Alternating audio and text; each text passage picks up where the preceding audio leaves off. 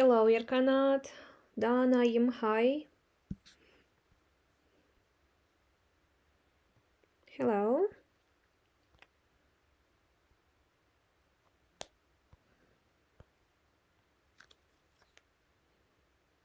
How are you guys? Естіліп тұр ғой, бәрі? Hello, Amina. Okay, in that case, let's start.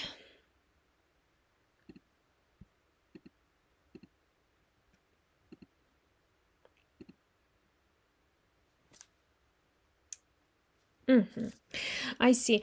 Өткен жолы көбіңіз именно модальный глаголды өткен кезде түсінбей қалыпсыздар. Сондықтан бүгін қайталау және кейбір тағы да нюанстарды өтеміз модальный глагол бойынша.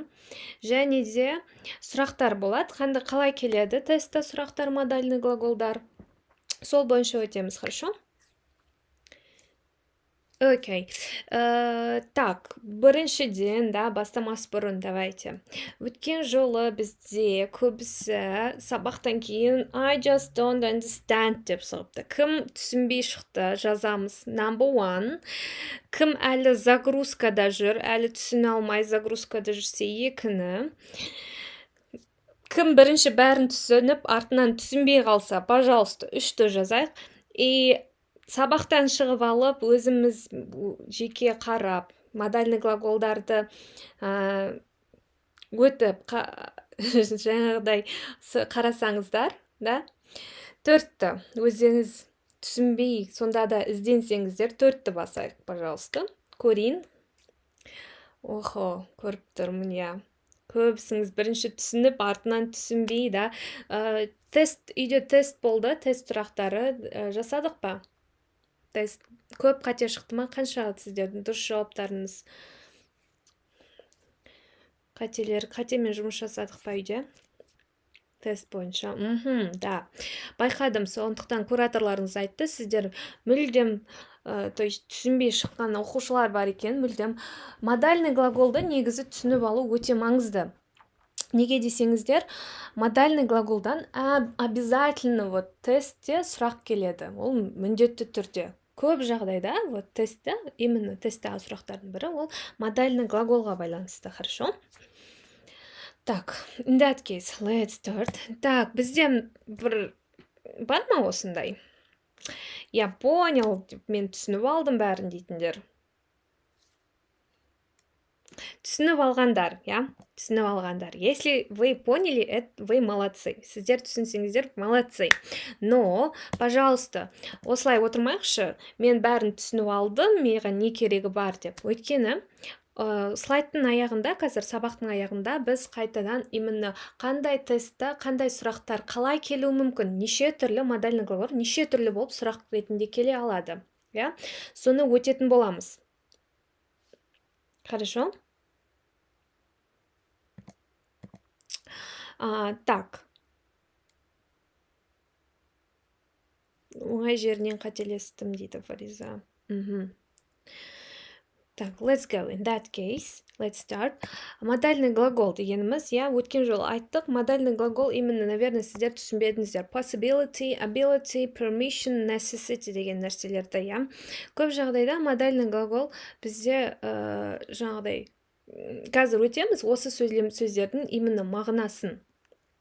Модальный глагол ағылшын тілінде именно өте көп, бірақ қазақ тілінде оған сәйкес эквивалент жоқ болғандықтан, именно сол үшін негізі қиындау болып жатады. Но егер сіздер түсініп алсаңыздар, модальный глагол өте жеңіл. Хорошо? Окей. In that case, let's start. Бірінші, давайте possibility-дан бастайық. Possibility деген сөздің негізгі мағынасы не? Ол возможность, то есть мүмкіндік. Бір нәрсенің мүмкін болуы. Именно possibility.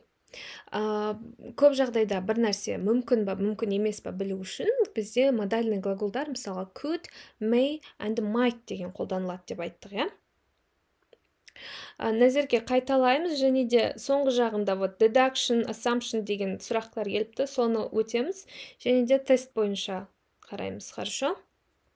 көбіңіз түсінбей қалыпсыздар именно модальный глаголды. Окей. Сонымен possibility ол бізде возможность, мүмкіншілікті білдіреді. Бір нәрсе мүмкін болғанын білсе, глаголдар қолданылады. Олардың мағынасы мүмкін, бір нәрсе мүмкін дегенді білдіреді. Хорошо? Айым сұрапты, may мен might'тың айырмашылығы қандай деп. Қараңыздар, may мен might'тың негізі айырмашылығы жоқ. Ол бір-бірімен былай да былай алма кесек араластырып жүре берсе болады. Но негізі ағылшын тіліндегі именно спикер ретінде ода кішкене айырмашылық бар. Именно may десек, ол мүмкіншілігі жоғары. Там may, допустим, ол окей. Let me see. May, да, вот где-то там, допустим, бір нәрсенің проценті жоғары. 60%-ға возможность есть. Да, на 60%. Ой, маған. Не керек екен. 60%, окей? Жазуыма мән бермейміз. Might, одан төменірек, допустим, 30%, 40% деген. То есть, мысалға, оның проценттік, то есть, мүмкіншілігі жоғары. May деп айтсақ, бір нәрсеге кішкене сенімдіміз, мүмкін возможность болуына. Допустим, бірақ сіздер оған қатты мән бермейміз, бірақ бұл жерде ұбт-да өйстіп қатты мән береді возможностьті. Сол үшін бірінің орнын бірін қолдануға болады. Вполне ауыстырып қолдана. Сөйлемдерді аударып көрсек, соның мағынасына келіп тұр. They may come by car. Олар машинамен келуі мүмкін. Мүмкіншілік, possibility. Хорошо?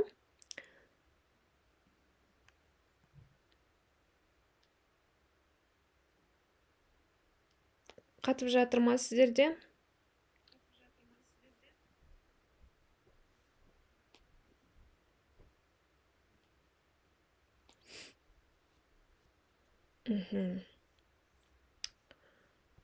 Так.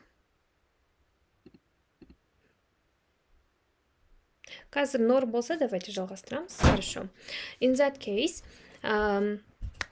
келесі сөйлем, да? They might be at home. Я не знаю. They might be at home. Олар үйде болуы мүмкін. If we don't hurry, we could be late. Біз, егер біз азықпасақ, кешігіп қалуымыз мүмкін. Хорошо? Сонымен possibility деген сөздің мағынасын түсінікті ғой. Possible деген сөз. Possible, возможно, мүмкін деген сөзден шыққан. Possibility-ді білдіретін бізде could, may and might. Және тағы да бір нәрсе, can дегенді де біз possibility-ға қолдана аламыз. Бір нәрсе мүмкін деп айтқымыз келсе, can-ді қолдана аламыз деп айттық. Өткенде кімнің есінде? For example, it can be very cold here in winter.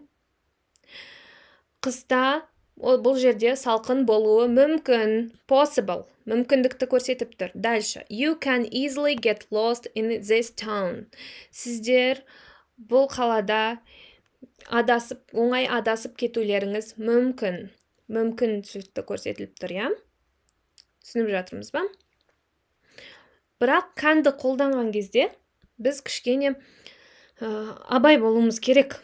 Can деген possible білдіреді деп кез келген сөйлемге қолдана алмайсыздар. Түсінікті ма? Мысалға бір определенный мағынадағы определенный сөйлемдерде қолданылмайды. Мысалға, where is John? John қайда? I'm not sure. Мен білмеймін, да? Сенімді емеспін. He can be деп айта алмаймыз. Өйткені сіз I'm not sure деп айтып тұрсыз ғой, мен білмеймін. Сондықтан сіз возможность, possibility, he may be, he might be, немесе could be ді қолданамыз. Окей? Если сіздер he can be in the house десеңіздер, in his office десеңіздер, сіздер уже бола алады деп айтып тұрсыздар. Хорошо? Сенімді болып тұрсыздар көп жағдайда. То есть, сондықтан, осы can'ді именно possible жағдайда мүмкін possibility-ға қолданған кезде мұқият боламыз. Окей? Мысалға, мені қараңыздаршы, осы жердегі как раз айырмашылығын айтып өтейін. That dog can be dangerous. Немесе that dog may be dangerous, might be dangerous, or could be dangerous. Dangerous қауіпті деген, ja? Бірінші сөйлемде, если біз can'ды қолдансақ, бұл жерде біз біліп тұрмыз. Ja, ана иттің, да, sometimes that dog is dangerous and I know. Біліп тұрмыз ол иттің қауіпті болатынын. Енді, мына жерде, біз білмейміз. Возможно, dangerous or not. Может қауіпті, может нет. Келесі, ability. Ability дегеніміз не?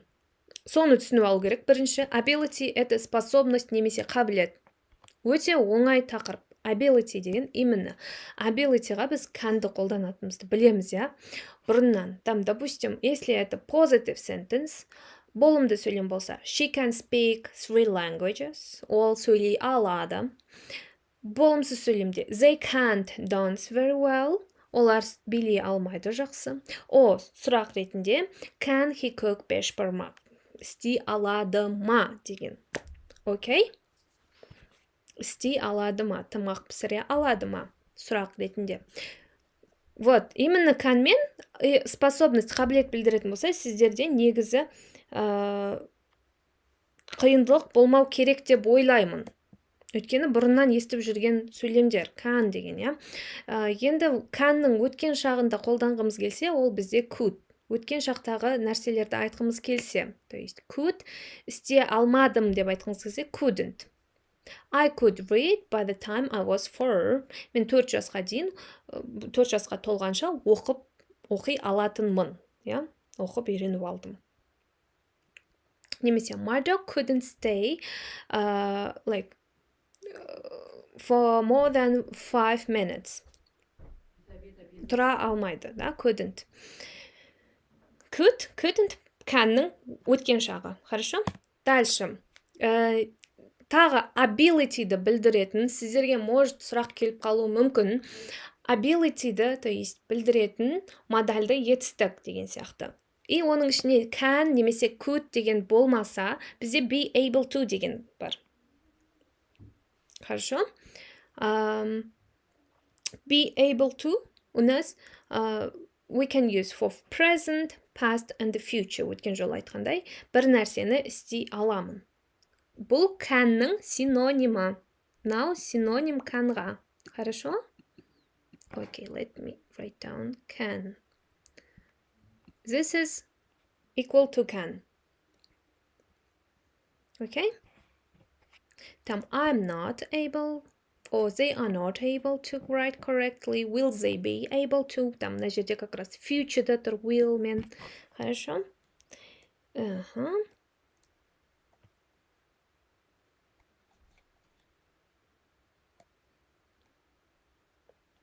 Так, дальше.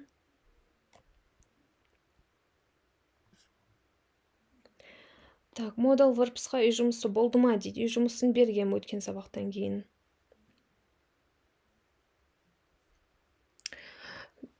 Suggestion және advice. Suggestion деген сөзді біліп алайықшы бірінші, ja? Модальный глаголды біз ұсыныс тастағанда немесе кеңес бергенде қолданамыз. Ол бізде should деген модальный глагол болады. Сұрақ также қойылуы мүмкін advice-ті білдіретін модальный глагол деп. Сондай варианттар болған. Именно advice-ті білдіретін, немесе suggestion-ді білдіретін, немесе рекомендация берген кезде сіз қандай модальный глаголды қолданасыз деген сияқты. Ол бізде should. Хорошо?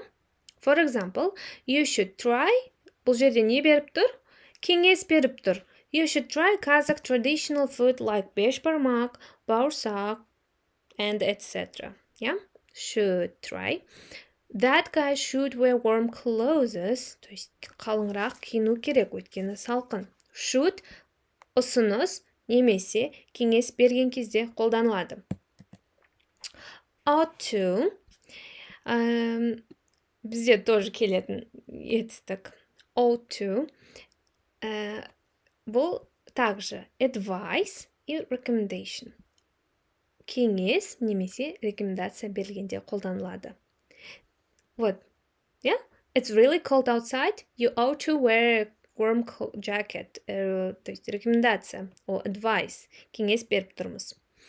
Немесе мысалға ненің дұрыс нені қалай дұрыс жасау керек екенін айтқымыз келсе, да.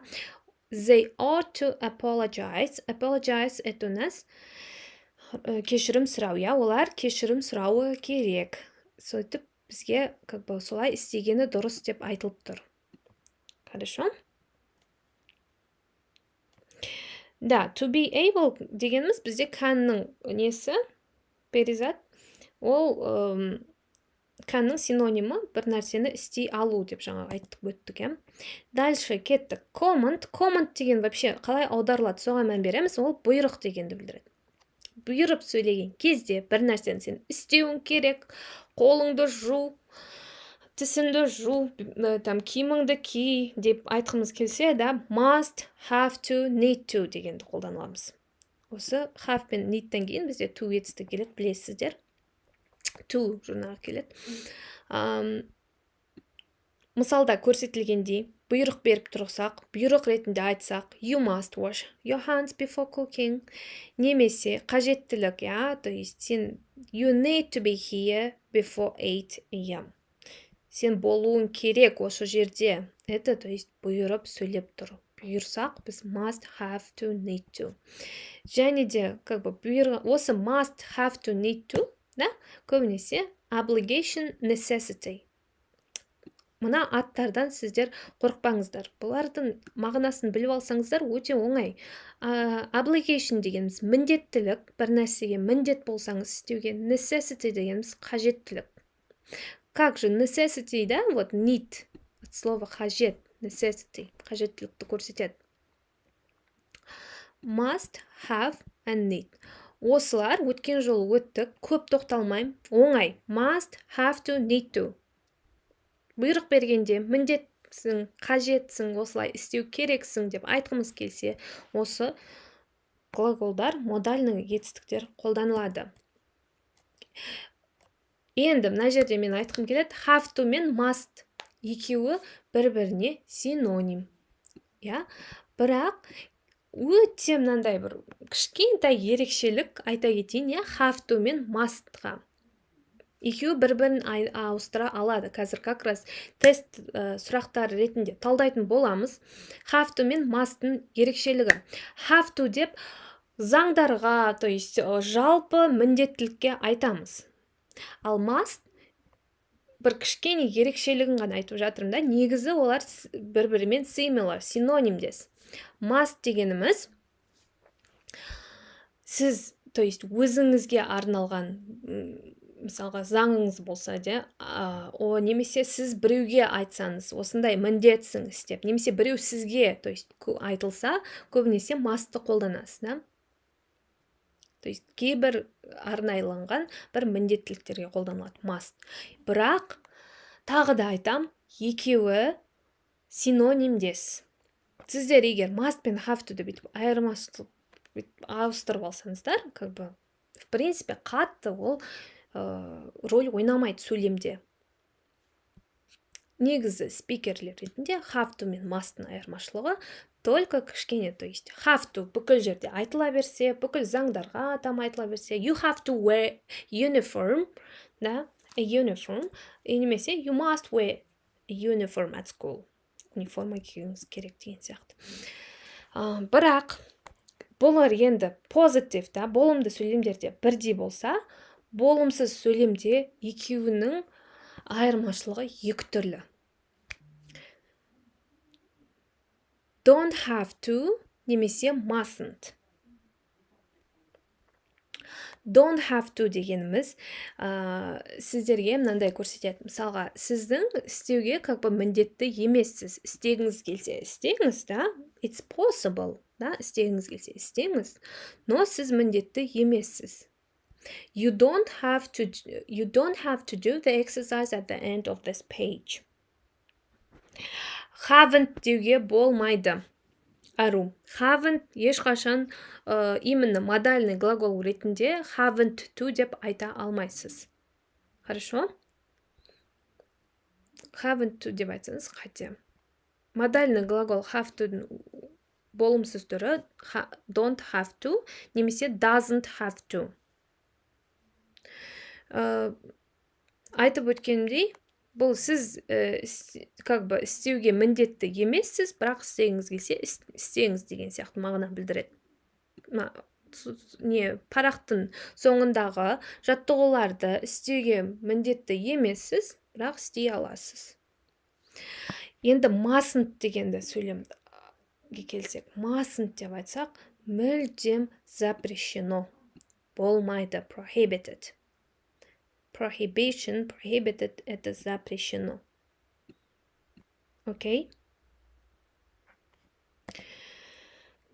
Так, permission, мне кажется, вам понятнее, да? Permission дегеніміз бізде рұқсат. Рұқсат, да? Окей, рұқсат деп жазып қойын. Рұқсат, мысалға, бір нәрседен рұқсат сұрасақ, рұқсат берсек, біз білеміз, да? Can, may дегенді қолданамыз.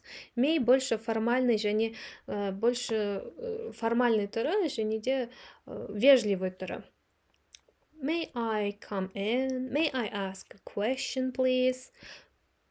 Can I ask a question деп айтсаңыз да болады. Как бы сұрақ. Could? Иногда тоже можно. Не то, чтобы иногда could деп сұрасаңыз да болады сұрақты, рұқсат сұрасаңыздар. Can, could, mayді қолдана аласыздар. Дальше. Хорошо? Енді өткен жол сұраған екенсіздер. Models of assumption, deduction and speculation деген сияқты. Көбінесе speculation деп келмейді, бірақ assumption, deduction деп келуі мүмкін. Я? Assumption дегеніміз болжам, жорамал, предположение. Deduction то же самое. Сіз вывод жасайсыз, болжам жасайсыз. Мына екі адамға қараңыздаршы. Мысалға, біреусі 9 деп болжам жасап тұрса, біреусі 6 деп тұр, мына санды. Кім қалай жасайды, кім қай жағынан қарап тұр, соған байланысты. Я? 9, 6 деген сияқты. Кеттік. Енді болжам жасаған кезде біз қандай қолданамыз? Қандай модальный глаголдарды қолданамыз? Болжам жасаған кезде must дегенді қолдансақ болады екен. Must дегенге біз мысалға must дегенді қолдансақ, бір нәрсені болжап тұрғанымызға біз 95% тіпті 100% сенімді болсақ. Бір нәрсе жайында 95 немесе 100% сенімді болсақ. This must be her house. Өткен сабақта өткен жоқ, біз сондықтан өтінем қараймыз. Хорошо, кішкене мұқият қарап отырайықшы. This must be her house. I can see her car in the garage. Мен оның несін көріп тұрмын, машинасын гаражда көріп тұрмын. Бұл оның үйі болуы керек. Не жасап тұр? Вывод жасап тұр. Болжам, вывод жасап тұр. Осы жерде. Өткені 100%-ке сенімді, то есть, может 95%-ке, да, сенімді, что көріп тұр гараждан оның гаражын, сондықтан осы болу керек.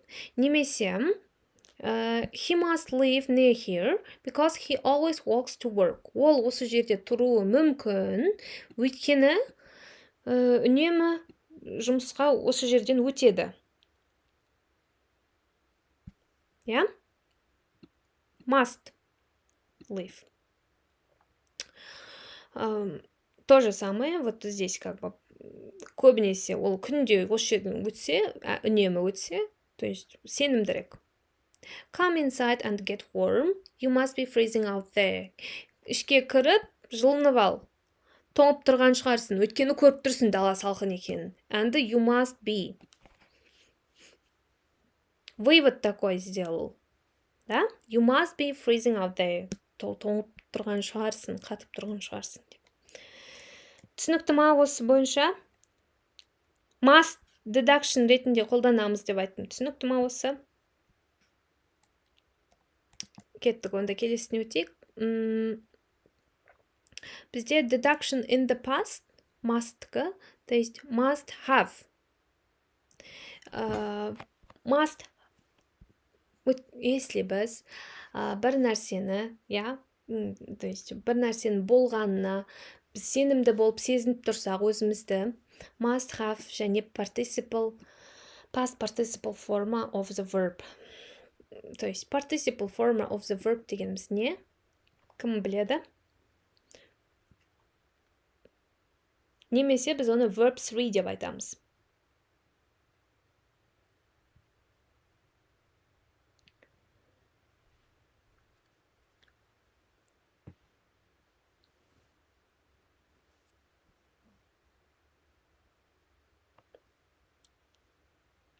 Аха.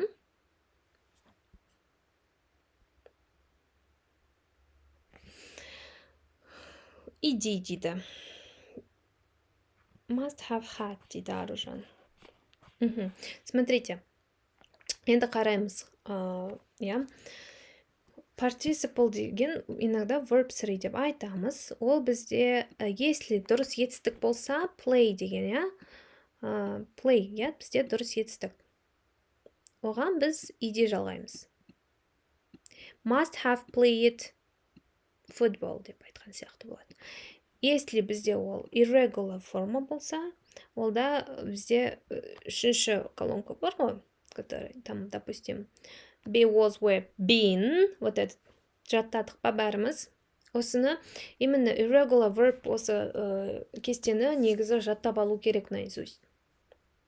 Өзі көп те емес ол етістіктер, сондықтан жаттап алу керек, хорошо? Мысалға, кеттік. The safe must have had a key. The door was locked and nothing was broken. Допустим. На сөйлемге именно қарайықшы, неге бұл именно deduction ретінде келініп тұр?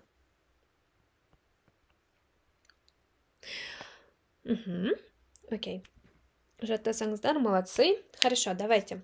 Бізде, то есть, ұрлықшыда кілт болған шығар дейді, сенімді болып тұр 100%-ке почти. Неге?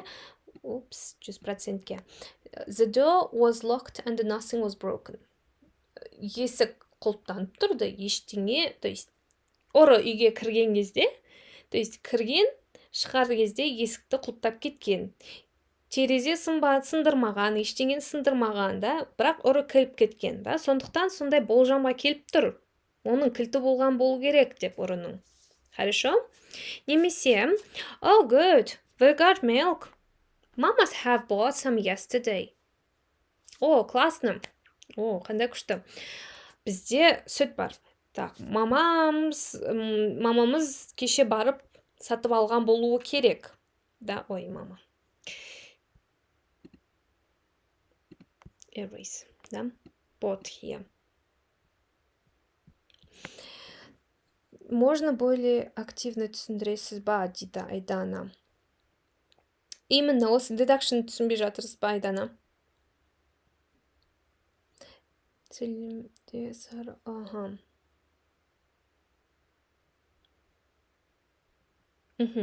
Қазір ОБТ сұрақтарына именно неше түрлі қалай модальный етістіктер келетін түрлерін өтетін боламыз. Окей?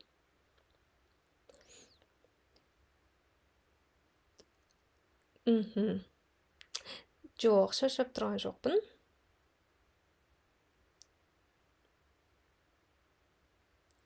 Түсінбей жатырмын дейді. Айдана, сіз жазып жіберіңіз, именно қай партты түсінбей жатсыз?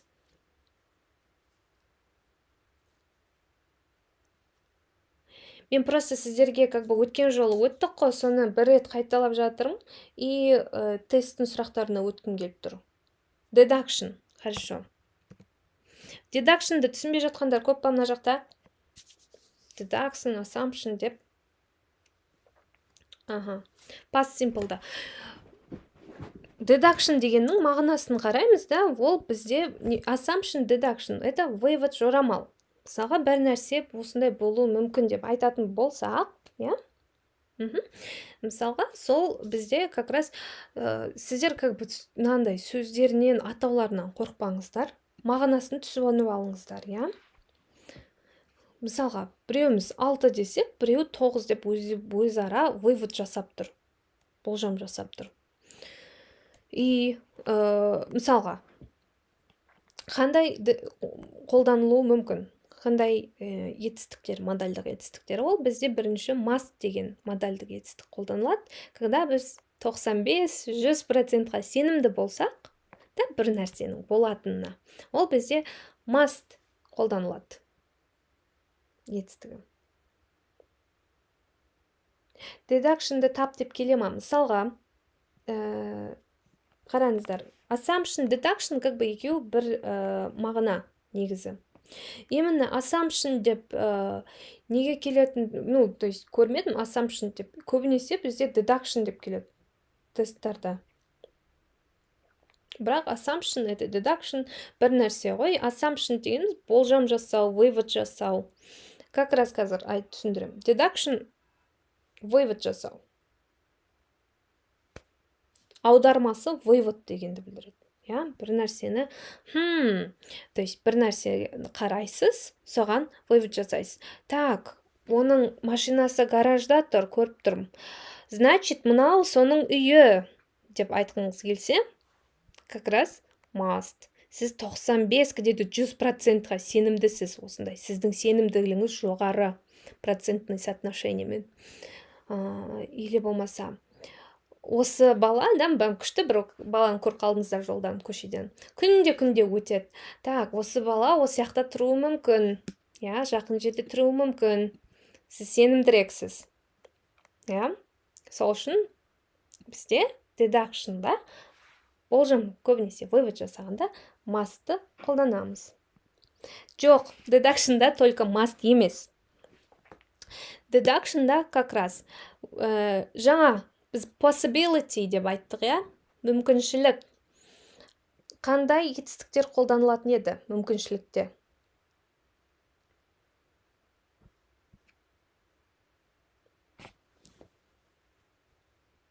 Жазып өтеміз. Бір нәрсе мүмкін деп айтатын болсақ, осындай болуы мүмкін деп айтатын болсақ.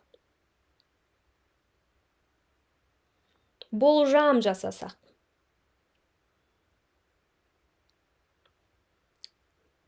Can дейді.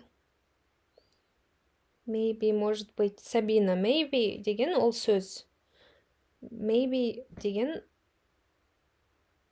модальный глагол емес, я? Дұрыс айтасыз. Аружан, Айжан, Амина, да, Ванила. Өткен шақта көтеді. Қараңыздар енді. May, might, could дегенді өттік қой жаңа. Опс. Осылай қойып жіберейін. Айттым, мүмкіндік, возможность. Сонымен, то есть, бір нәрсені көбінесе өстіп шатыстырып келеді. Бір глагол, да, вот could, might, немесе must дегенді жаңа айттық, я? Must дегенді біз бір жерде deduction'да қолданып жатсақ, must дегенді. Бір жерде біз оны не үшін қолданамыз? Мысалға, міндеттілік, қажеттілік немесе бұйрық берген кезде қолданамыз. Сондықтан, именно deduction'дағы тағы да бір.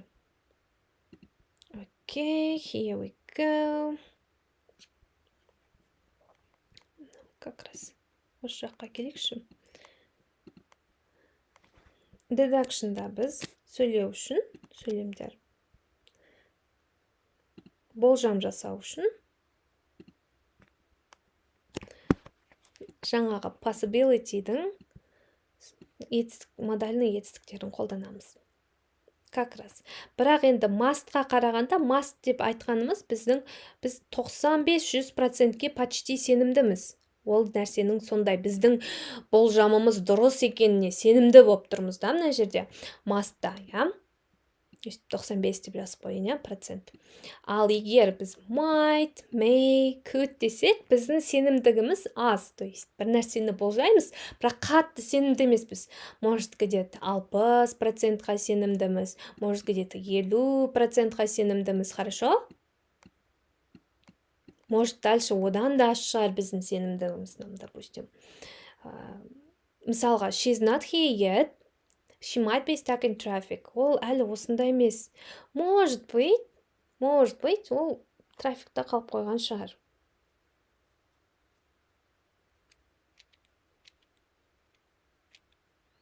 не дейді? May and maybe айырмашылығы қандай дейді?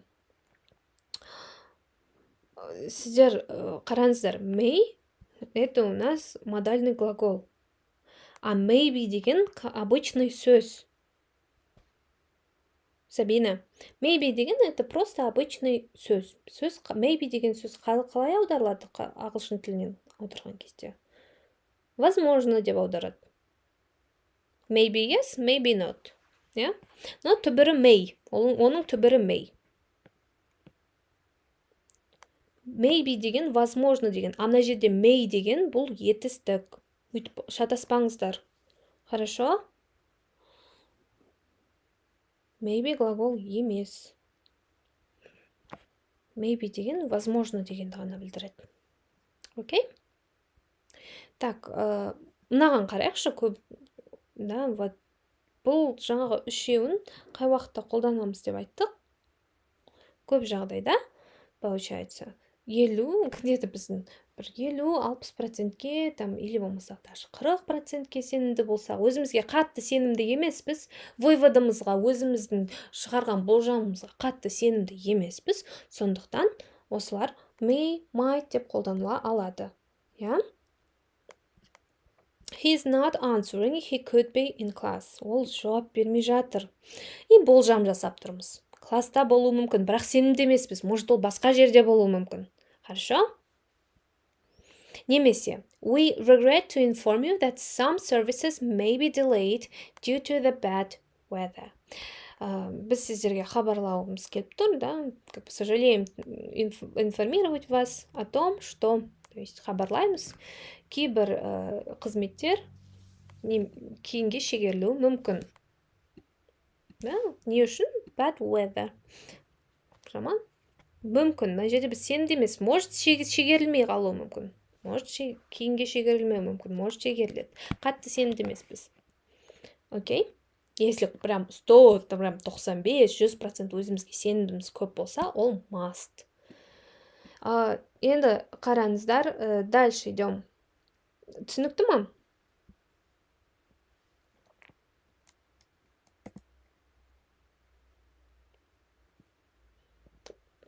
Пастқа өтсем. Просто мынаны тоже өтіп кеткім келіп тұр, да? Кейбір жағдайда пастқа келуі мүмкін деп.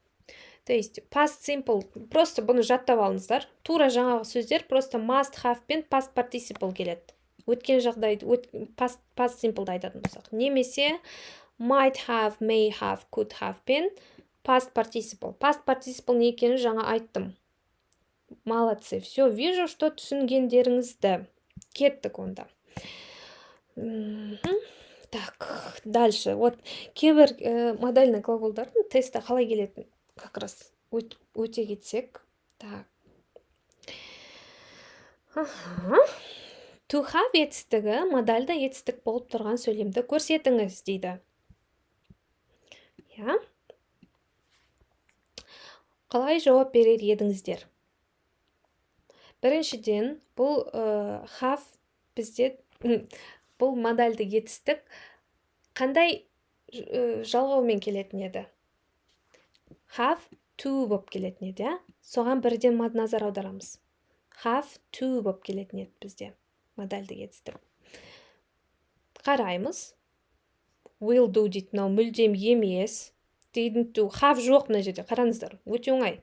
Has, мына жерде has бар, қасында не жоқ? To жоқ. То есть, ол мына жерде, в принципе, has done деген present perfect simple болып тұр. She has a lot of work. Ода бар. Модальный глагол емес. Сонымен, дұрыс жауап. She has to do a lot of work today. Ол have to дегеннің модальды етістікті біз бір нәрсені істеу керек. Міндеттілік ретінде айтатынбыз. Оның істеуі керек бүгін көп жұмыс. Да, she, he да өткен жол айтып өттік қой. She, he да бұл өзгереді. Басқа модальный глаголдар, мысалға he cans деп айтылмаса, да, cans деп. Үшінші жақта is жалғау қате болса, именно have to модальный етістігі he, she, it'та, то есть адамдарда өзгереді, has to болып. Кеттік. Ерекше белгіленген модальдік етістікті оның эквивалентіне ауыстырыңыз дейді. То есть модальдік етістік бұл жерде қараймыз. We have to do this today. Міне, модальный етістік have to. Бұның эквиваленті қандай? Эквивалент деген синонимі. Have to. Немен ауыстыра аламыз деп айттым жаңа? Need, can, may, could, must. Конечно, yes, Дана, must. Ол сұрақ қоюдың қажет жоқ. В принципе, жаңа ғана өттік қой. Must, have to деп айырмашылықтарын.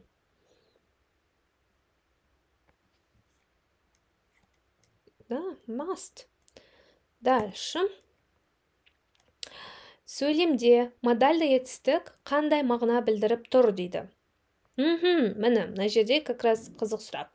It can get very cold there in winter. Бірінші, біз сөйлемді аударып аламыз. Сұраққа жауап біз бермес бұрын. Модальды етістікті табамыз. Ол бізде модальный етістік can, мына жерде, я? It can get very cold there in winter. Аударсақ. Қыста ол жақта суып кетуі мүмкін. Сонымен нені білдіріп тұр? Мүмкіндікті. Да? То есть, рұқсат беріп тұрған жоқ, бірдеңе бар деп айтып тұрған жоқ. Міндеттілік емес, speculation емес. То есть, it's possible, possibility. Так, бәріңізді көріп тұрым, дұрыс жауап беріп жатырсыздар. Молодцы, в принципе, түсінгендеріңіз көрініп тұр. Кеттік онда. Модальды етістіктің дұрыс нұсқасын табыңыз. Where is Nick? In his office.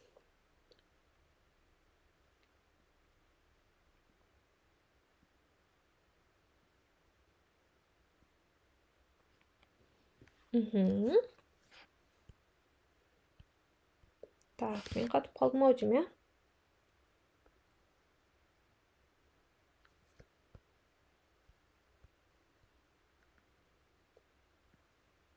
Speculation қазақша қалай дейді? Speculation бізде размышление, там, обдумывание.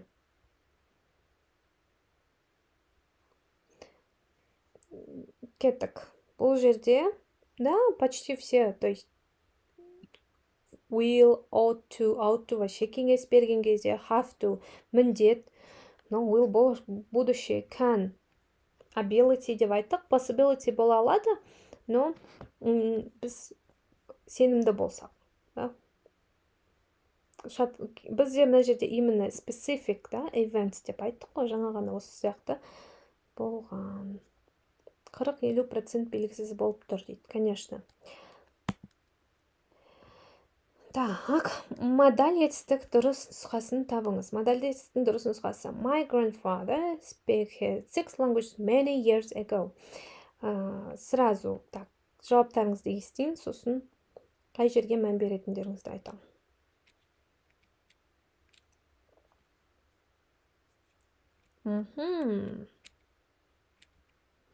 Дана Ди дейді.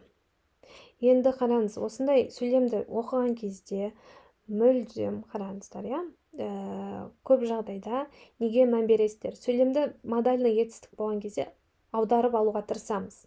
Және де many years ago деген көп жылдар бұрын деп тұр, я? Мына жерде біз біліп тұрмыз, что ago көп жылдар бұрын, сондықтан past simple'да болуымыз керек. Can деген ол present simple. Осы уақытта айтсақ. Если can'ның өткен шағы қандай? Could деп айттық, я, жаңа? Мысалы, бір нәрсе істеп алды деп айтқымыз келсе, could қолданамыз дедік. Көбіміз дұрыс жауап беріп жатсыздар. Жаңа бір-екі дұрыс емес жауапты көріп қалдым, бірден can деп баса салдыңыздар. Дұрыс емес, өйткені до конца мағынасын түсініп алуларыңыз керек, я?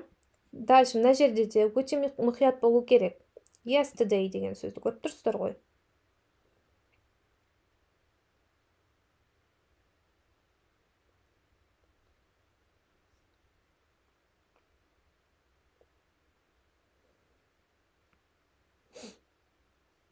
Has to, go to the hospital, should go to the hospital, must go to the hospital, ought to go to hospital дейді.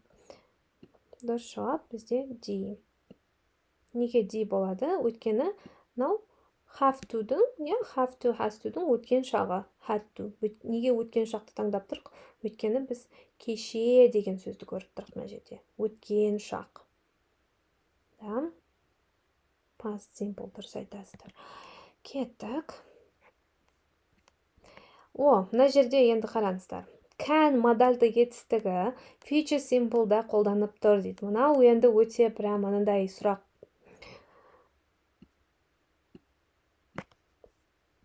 Сіздерді шатастырып, әбден прям шатастырып тастайтын сұрақ. Сонда да шатаспай жауап беріп жатырсыздар, көріп тұрмын. Кешеде өткен сабақта айттық, бүгінде айттық. Біз can'ның синонимі не дедік? Ол бізде to be able to.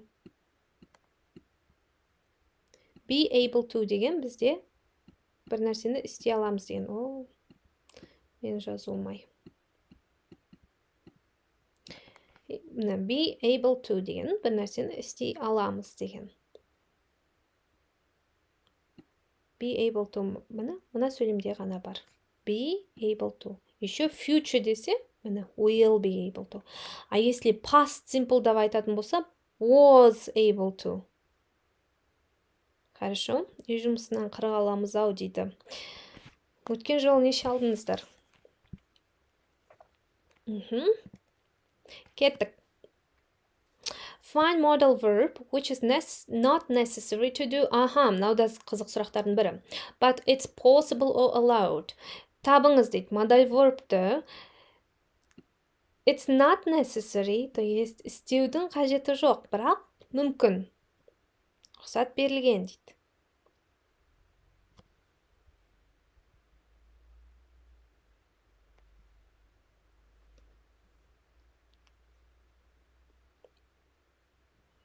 Көріп тұрмын. Молодцы. То есть, мені қараңыздар. Мен жаңа ғана осы тақырып бойынша бір қарастырып өттік. Істеуіңіз обязательный емес, бірақ істей аласың деген мағынада тұр ғой міне. Possible, мүмкін, немесе рұқсат. Конечно, ол don't have to. Should дегенді біз айттық. Кеңес бергенде қолданамыз. Ought to кеңес бергенде. Can бір нәрсені істей аламыз, немесе possible дегенде. Must бұйрық берген кезде, істеуің керек деген сияқты. This one. Міне, қайтып келеді деп көп сұрақ болды жаңа. Мынандай сұрақтар болады. Modal verb for advice. Немесе, кеңес бергенде қолданылатын modal verb қазақша. Осылай келу мүмкін. Сіздер уже бірден білесіздер. Can емес. Might, мүмкіншілік, может быть деген. Might'тың синонимі тоже. Be able to, істей аласың дегенді білдіреді. Ought to, как раз біз не деп айттық? Кеңес берген кезде, немесе қолданылады деп, Рекомендация, ұсыныс жасаған кезде. Как раз, міне. Modal verb for prohibition. Prohibition дегеніміз не?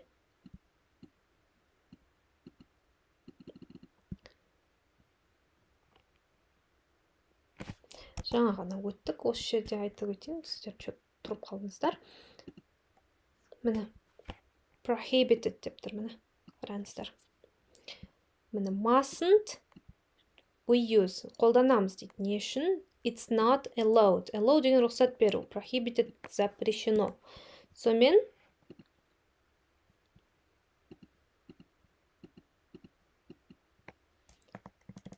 prohibition бізде mustn't. Түсінікті ғой,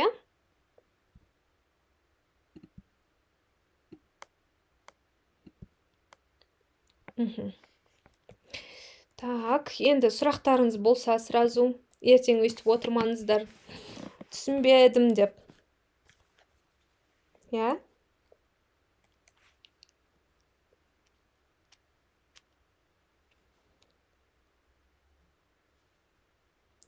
Кішкене уақытымыз бар, давайте айтыңыздар. Именно қай жерін қайтып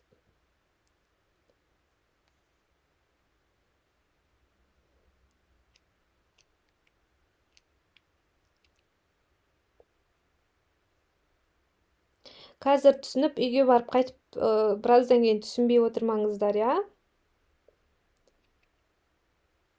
Негізі, вообще, вот сразу каждый сабаққа конспект жазған ыңғайлы.